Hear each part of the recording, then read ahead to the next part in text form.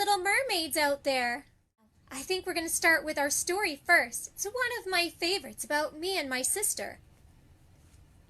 And it's also a story about forgiveness. Are you ready? The Sea Symphony.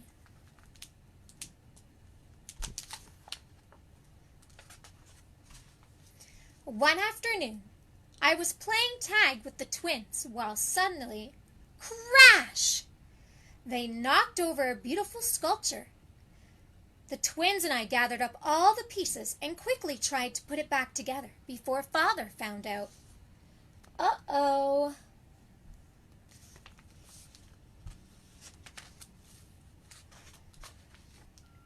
Ariel, Arista, Elena. Triton's voice boomed. I'm home. No, I cried. We haven't finished yet. As soon as my father came in, he noticed the broken sculpture. Ariel, Triton thundered. What happened to this sculpture? Scared of Triton, the twins fled.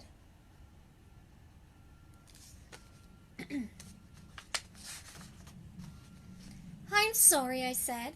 It was an accident. We were playing tag and... How many times have I told you not to play tag in the palace?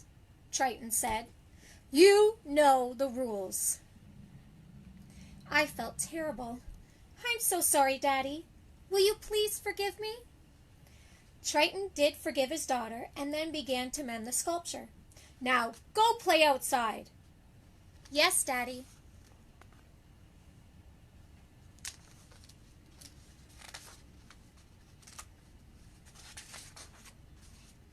Soon after, I passed a cave and I heard the most beautiful sound. I swam over and found my sister Elena inside. Oh, Ariel, Elena gushed.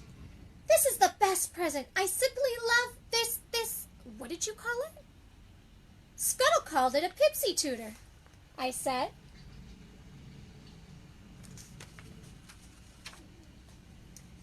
I want to play it at the Sea Symphony this weekend, Elena said. Instead of singing your solo? The Sea Symphony was held once a year. Merfolk and sea creatures from all the world's oceans gathered to take part in it. But you know Daddy forbids us to have human objects, I said, thinking about my own secret collection. How could you show it in public?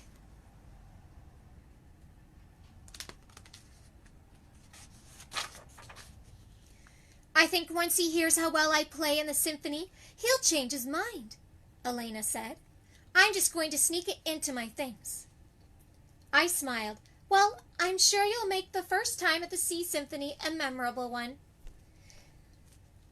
I was finally old enough to attend the famous celebration myself.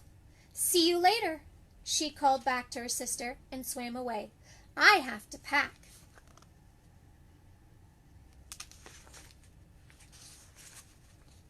To get to the symphony by Saturday, the merfolk of Atlantica had to travel a great distance. On Friday, preparations began for the journey. King Triton announced that each of his daughters would ride with him for a portion of the journey. Elena was to be first. Get your bag and join me up front, Triton told her.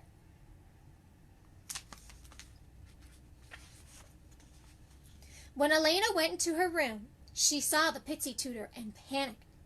Well, if her father discovered it as they rode next to him, she would be in big trouble. So instead, she put it in my bag. I can get it out later, she thought. Elena left the room. Just as the rest of us filed in to pick up our bags, I put mine on and the bag opened and the pixie tutor rolled out, landing right in front of our father. Oh dear. What is this? Triton said, bending over to pick it up. This is a human object. But Daddy, it's not, I interrupted. Ariel, I am very disappointed in you, Triton replied. You must learn from this. You're grounded and you cannot go to the Sea Symphony. Oh, I was so excited to go.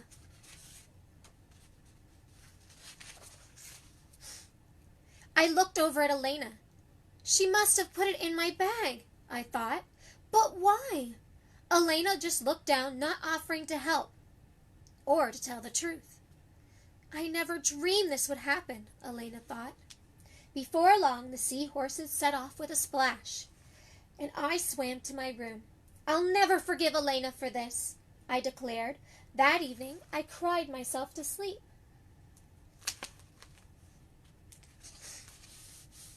Very early the next morning, I was woken up by Elena. "What are you doing here?" I asked, as I got out of bed and swam out of the room. "Ariel," Elena called, following me. I came back to apologize, but I wouldn't listen, or even stop to hear what she had to say. "Do you think that was very nice of me? Wasn't very princess-like, was it?" "I'm so sorry I put the pixie tutor in your bag," Elena said. "When Daddy wanted me to ride next to him, I panicked. I was afraid he'd find out about the pixie tutor before he heard me play it in the symphony."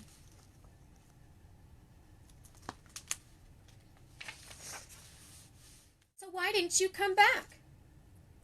Ariel asked. "Well, I felt terrible, so I told Daddy everything. He arranged for the seahorses to bring me back here so I could work things out with you." "Oh, please forgive me," Elena pleaded. Just then, I swam past the sculpture, in the same one that we had knocked down the day before with the twins. What would a princess do? What do you think a princess would do? Well, I think you're right.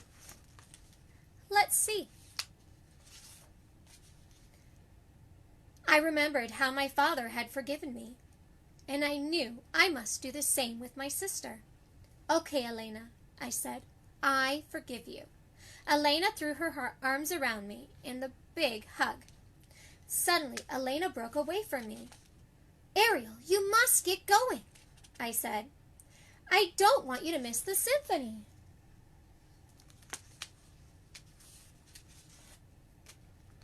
"I'm only going if you come with me," I said. "No," said Elena, "I don't deserve to go. I've forgiven you. Now forgive yourself," I said. "Besides, it wouldn't be the same without you there." Elena agreed, and the two of them took off to the sea symphony. They arrived just as the overture was beginning.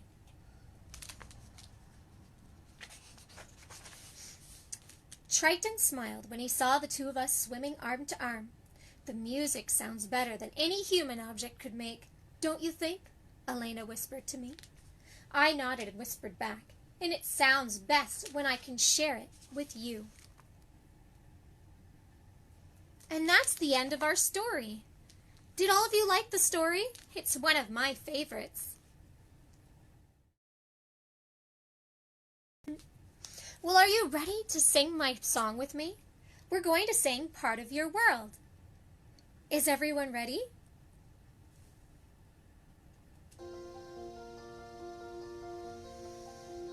Look at this stuff, isn't it neat? Wouldn't you think my collection's complete? Wouldn't you think I'm a girl, the girl who has everything? Look at this trove, treasures untold. How many wonders can one cavern hold? Looking around here you think, sure, she's got everything. I've got gadgets and gizmos aplenty. I've got who's its and what's its galore. You want thingamabobs? I've got 20. But who cares? No big deal. I want more.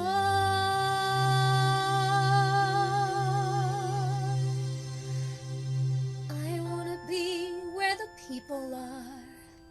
I want to see them dancing, walking along on those, what do you call them? Oh, feet. Flipping your fans, you don't get too far. Legs are required for jumping, dancing, strolling along on the, what's that word again? Street. Up where they walk, up where they run, up where they stay all day in the sun, wandering free. Wish I could be part of that world. What would I give If I could live out of these waters, what would I pay to spend the day warm on the sand?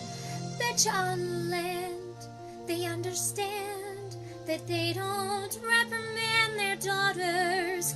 Bright young women, sick of swimming, ready to stand and ready to know what the people know. Asking my questions and get some answers. What's a fire and why does it? What's the word? Burn.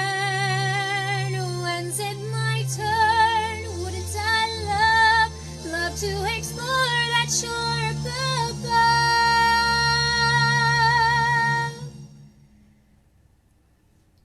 Out of the sea, wish I could be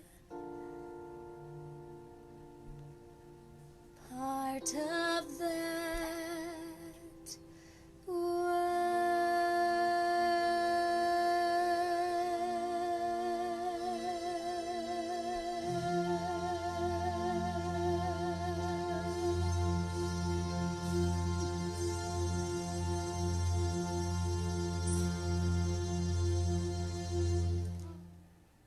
Did you all enjoy singing that song with me today? Bye everyone! It was such a lovely time singing and reading a story with you.